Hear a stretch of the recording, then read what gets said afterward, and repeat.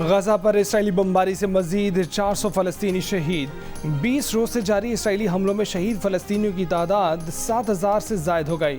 शोहदा में 3,000 से ज़ायद बच्चे और 1,700 से ज़्यादा ख़वातीन शामिल। इसराइली फ़ौज का हमास के 3 कमांडरों को शहीद करने का दावा। हमास का कहना है कि इसराइली बमबारी में अब तक 50 यरगमाली भी हलाक हो चुके।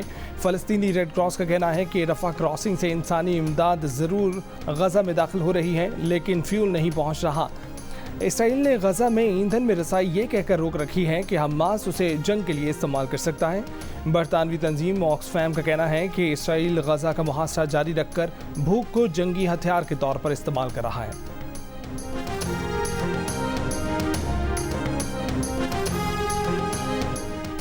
न्यूयॉर्क में जारी अक़वाम मुत्तहिदा जनरल असम्बली का हंगामी इजलास अब तक गजा में इसराइली जारहियत रुकवाने के लिए कोई ठोस इक़दाम करने में नाकाम। इजलास से खिताब में ईरानी वज़ीर ख़ारजा ने कहा कि गजा में नस्ल कुशी जारी रही तो अमरीका भी इस आग से बच नहीं पाएगा। हमास इसराइली कैदियों को रिहा करके ईरान के हवाले करने पर तैयार है। इसराइली मंदूब ने कहा कि हमास को सफ़ाई हस्ती से मिटाना चाहते हैं।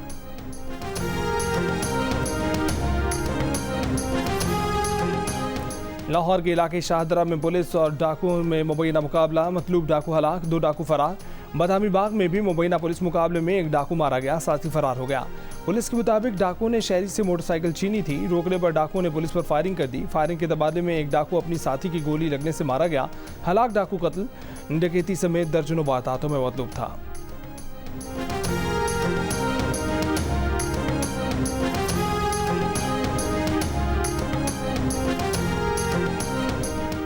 गुजरावाला 3 रोज से लापता 5 साल के बच्चे की लाश मिल गई। पुलिस के मुताबिक बच्चे को ज्यादती के बाद सर पर ईंटें मारकर कत्ल किया गया।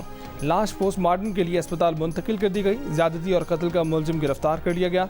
पुलिस का कहना है कि मुलजिम बच्चे का मोहल्लेदार है। ज्यादती का वालिदैन को बताने पर बच्चे को कत्ल किया। अहले खाना ने बच्चे के अगवा का मुकदमा दर्ज कराया था।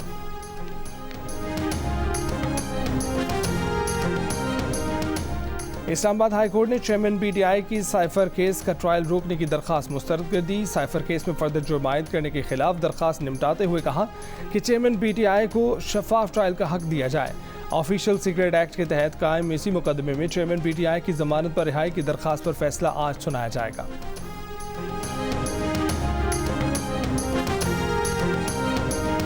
सजाओं के खिलाफ नवाज शरीफ की अपीलें बहाल। अदालत में सरेंडर करने पर इश्तिहारी नहीं रहे। नैब को जमानत पर भी एतराज़ नहीं। इस्लामाबाद हाई कोर्ट ने अल-अज़ीज़ या और एवनफील्ड रेफरेंसेस में सज़ा के खिलाफ नवाज शरीफ की अपीलें बहाल कर दी। नैब के प्रोसिक्यूटर जनरल ने अदालत में कहा कि न दरखास्तों की बहाली पर एतराज़ है न जमानत पर। इश्तिहारी ने अदालत में सरेंडर कर दिया है तो उनकी अपील बहाल होनी चाहिए।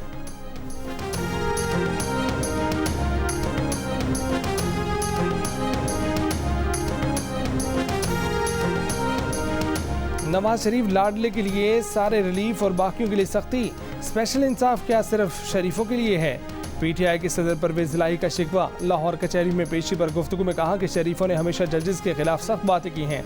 नवाज शरीफ जजेस के खिलाफ बोलते हैं, क्या जज वो बातें भूल गए? वो 5 माह से जमानत पर हैं, फिर भी उन्हें तंग किया जा रहा है।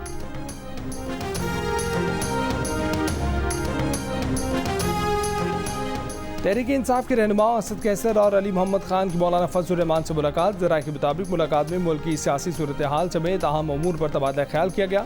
मुलाकात के बाद असद कैसर ने कहा कि चेयरमैन पीटीआई समेत सबकी मर्जी इस मुलाकात में शामिल थी। हम फातह खाने के लिए आए थे, आज कोई सियासी बात नहीं हुई।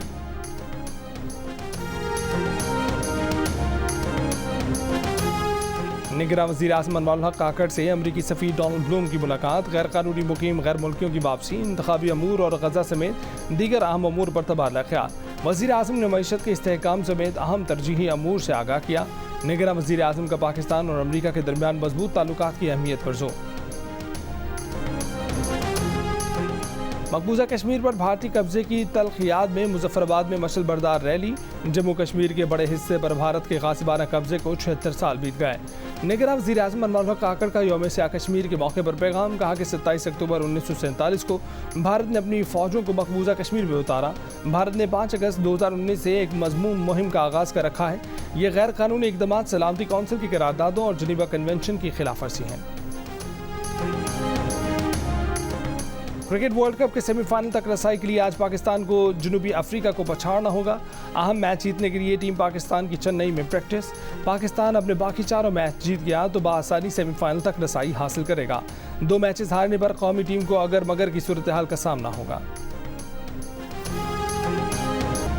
और क्रिकेट वर्ल्ड कप में दिफाई चैंपियन इंग्लैंड को श्रीलंका ने 8 विकेट से शिकस्त दे दी। 156 रन का हदफ 26वें ओवर में 2 विकेटों के नुकसान पर हासिल कर लिया। मेगा इवेंट में चौथी शिकस्त के बाद इंग्लिश टीम का सेमीफाइनल में पहुंचने का सफर मजीद मुश्किल।